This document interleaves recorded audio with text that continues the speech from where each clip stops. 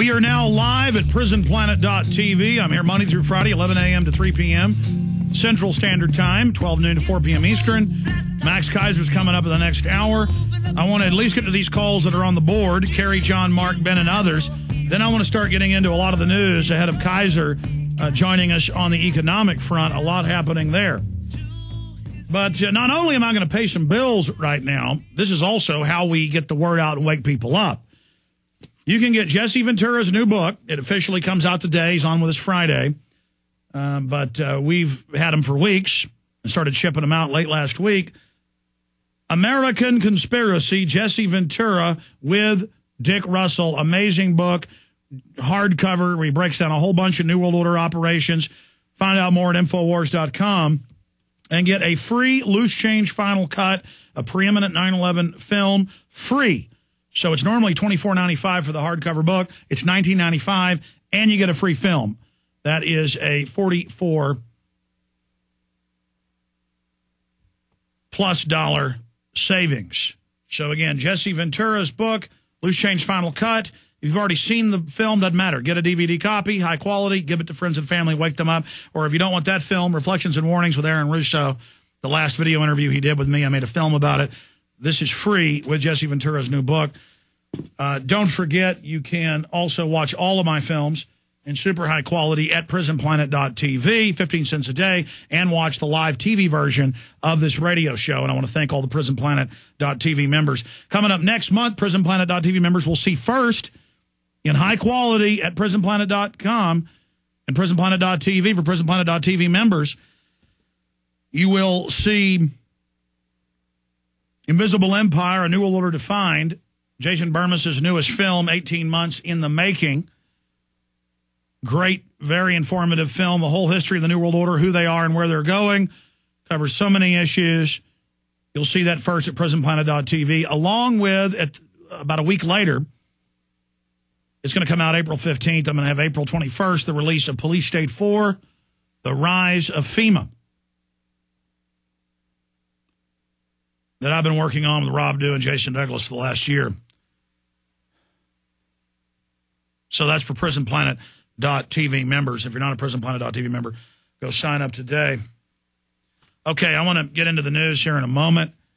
Dissenters to be detained as enemy belligerents. This is just, we knew it was coming, but it's still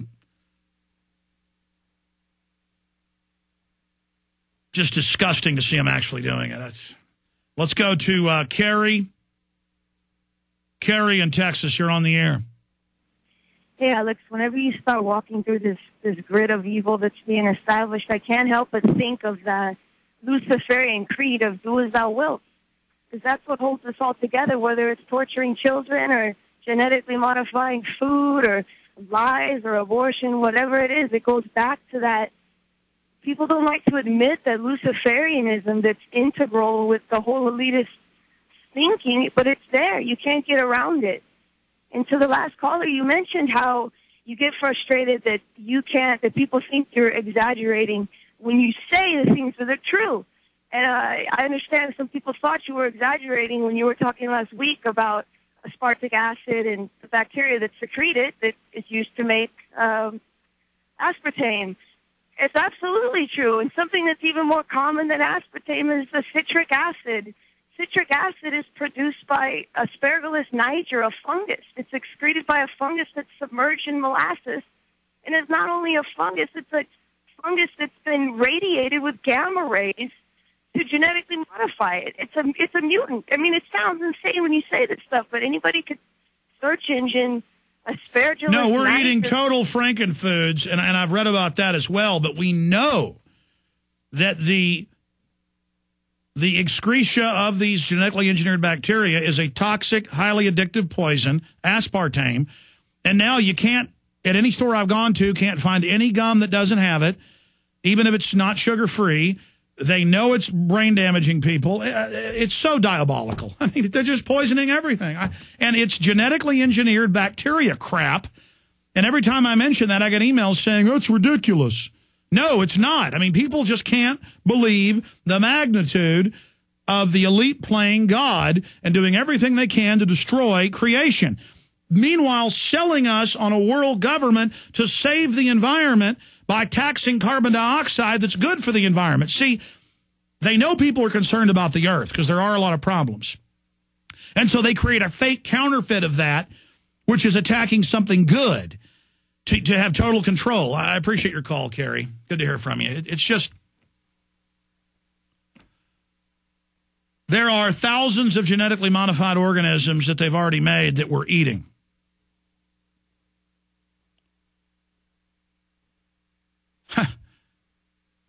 And I tell people this, and they won't even go look it up. They'll just think it's not true.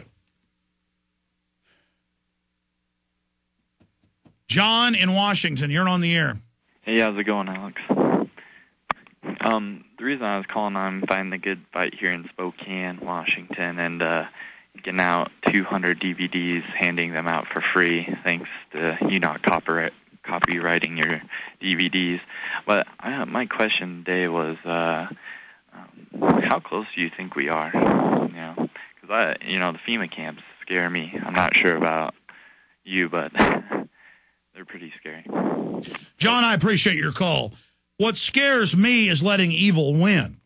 We already live in a big FEMA camp. Checkpoints, license plate readers. The children are being trained to thumb scan to get their lunch or library books. They're being trained to be searched without warrants. We already have more people in prison than even China.